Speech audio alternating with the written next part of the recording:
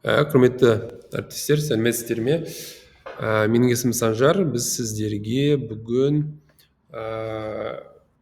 тест, яғни жаңағы пиза, модо, бжб, тжб барлық тесттер жүйелері бойынша сынақ өткізу платформасын ұсынып отырмыз. Сіздерде арнайы білім басқармасы бекіткен корпоративті логиндарыңыз арнайы жасалған, сіздерге жіберілген. Жіберілмесе бізге хабарын беріңіздер. Осы логин парольдермен сіздер Gmail, Canva, Quizzes, eData секілді платформаларға кіре аласыздар. Алғашқы негізгі кіру есігі, терезесі ең бірінші сіздер осы браузеріңізге gmail.com деп енгізесіздер. Сосын осындай парақша сіздерде ашылады. Жоғарғы оң жақ бұрышта сіздер войти дегенді басасыздар. Сіздерде өздеріңіздің жеке Gmailдарыңыз болуы мүмкін. Олардың бұған қатысы жоқ, олар сіздерде бола береді.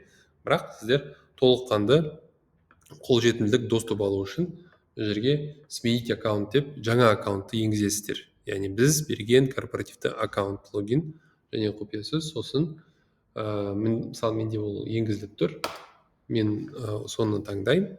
Сосын осыған құпия сөзімді енгіземін сіздерге, яғни логиндарыңызбен бірге құпия сөздеріңіз берілген, соны осы жерге енгізесіздер. Енгізгеннен кейін сіздерге қосымша тағы да бір жаңа уақытша емес, өздеріңізге ыңғайлы логинді енгізуге мүмкіндік беріледі. Ешкім білмейді, сіздер ғана білетін. Сосын осы жүйеге кіргеннен кейін сіздерде жоғарғы оң жақ бұрышта мына жерде қолжетімді барлық қолданбалар көрініп тұрады. Яғни мына жерде почтасы бар, Gemini бар, группа, календарь, чат, мит, диск, таблицалар, формалар, презентациялар, Google Sheets, Google Keep, сосын Canva, осының барлығы сіздерге қолжетімді.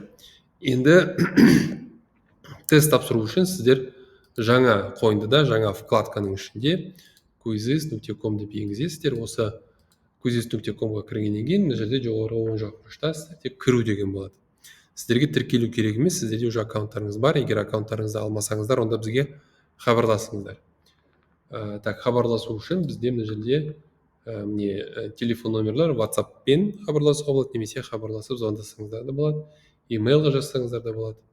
Енді quizzes.com-ның ішінде сіздер кіру дегенді басасыздар. Осы кірудің ішіне басқаннан кейін, кіргеннен кейін сіздер Google арқылы кіру дегенді таңдайсыздар. Осы Google арқылы кіруді таңдағаннан кейін сіздердің ашылған парақшада сіздер бағана Gmail-да енгізген логин құпия сөздеріңізді мына жерде қайтадан таңдайсыздар. Менің аты жөнім осының алдында мен Gmail-ға кіріп қойдым, сондықтан ол жерде көрініп тұр.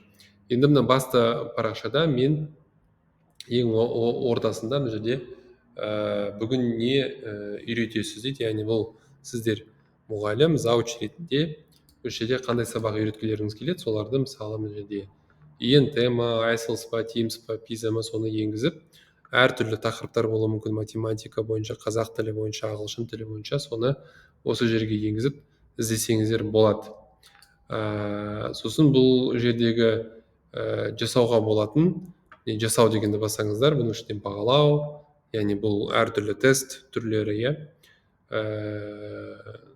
сабақ жасау, әртүрлі түсініктемелер, яғни бұл үзінділермен жұмыс істеу, интерактивті бейне, флеш-карталар. Quizzes бұл ішінде 30 миллионнан астам тест ойындары бар. Бұның негізгі әдістемесі тест, викторина, ойын арқылы әртүрлі жаңағы білім бағалауын жасау, сосын сол қателермен жасау. Жерде сіздерде сол жақ бұрышта жеке кітапханаларыңыз бар. Осы жерге сіздер бүкіл сабақтарыңызды жинап қойсаңыздар болады, тесттеріңізді, емтихандарыңызды. Сосын бұны ашатын болсақ, оның ішінде сіздер көптеген мүмкіндіктерді көресіздер ішінде. Яғни командаларыңызбен жасаған файлдар, біз сіздерге өзіміздің PISA модоның жасаған сабақтарды, емтихандарды бөлісіп қоямыз. Өздеріңіздің жеке жинақ папкаларыңыз мына жерде жиналған, мысалы PISA бойынша, буллинг бойынша, модо бойынша, профориентация бойынша, психология бойынша, соларды осы жерге жинап қойсаңыздар болады. Сосын сіздерде есеп алу, яғни сіздер бұның ішінде өткізген барлық тесттеріңізді қарай аласыздар. сіздер егер айталық мысалы қанша адам қатысты сіздерде ана пиза бойынша сіздерде 38 адам қатысты ма, әлде мына Google бойынша сіздерде әртүрлі тесттер болған екен.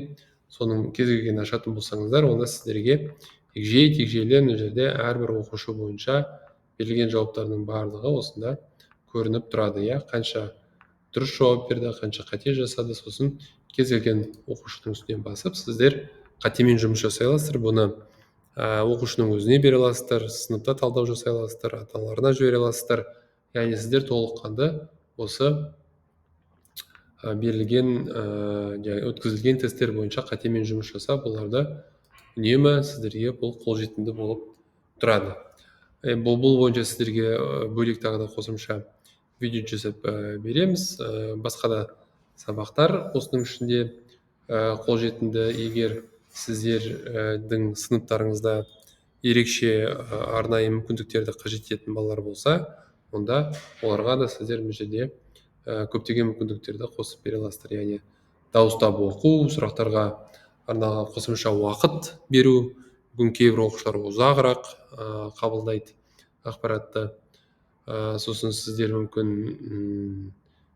кейбір сұрақтарды екі тілде бергілеріңіз келеді. Сондай форматтарды сіздер осы жерден қарап өздеріңіздің оқушыларыңызға қолжетімді ете аласыздар. Егер көздері нашар көрсе, онда мынау қаріптерді үлкейту мүмкіндігі қарастырылған, дислексия шрифті. Сонымен қоса сіздер бұның ішінде егер керек болса жаңағы калькулятор, аударма режимдерін қосып берсеңіздер болады оқушыларыңызға. Енді сіздер тестті өту үшін кітапхананың ішіне мысалы барғаннан кейін біз сіздерге бөліскен файлдардың арасынан сіздер мысалы айталық пиза 2025 9-шы сынып 2-ші нұсқа қазақша мектептерге арналған, осыны ашсаңыздар болады. Осының ішінде сіздер осы сұрақтарды танысып қарап шықсаңыздар болады. Егер бұл сұрақтармен келіспейтін болсаңыздар, онда басқа нұсқаны қайтып, жаңағы алдыңғы парақшаға қайтып, басқа нұсқаны таңдасаңыздар болады. Енді осыны өңдеуге болады. Сіздер бұны өңдеуді басып, бұл сұрақтардың ішіндегі егер қате тауып алсаңыздар, немесе қиынырақ сұрақтар енгізгілеріңіз келсе, немесе оңай сұрақтар енгізгілеріңіз келсе, онда өңдеу форматында сіздер әрбір сұрақты мына жердегі өңдеу батырмасын басып өзгертсеңіздер болады. Әрбір сұраққа мына жерде бізде 2 минут 1 балл, ұпай, 1 ұпай берілген. Сіздер егер өңдеймін десеңіздер, онда мына өңдеу батырмасын басып, әрбір сұрақты өздеріңізге ыңғайлы етіп өңдейтіңіздер болады. Сұрақтың өзі, ішіндегі контекст, мына жерде бір дұрыс жауап, немесе бірнеше дұрыс жауап таңдасаңыздар болады. Сосын бұны сақтайсыздар. Сақтағаннан кейін сіздер осы сұрақтар бойынша енгізу керек өзгерістерді енгізіп болғаннан кейін, айтпақшы әр сұрақта сіздерде дұрыс жауапты түсіндіретін оның түсіндірмесі бар. Бұл қатемен жұмыс істеуге оқушыларға, мұғалімдерге пайдалы.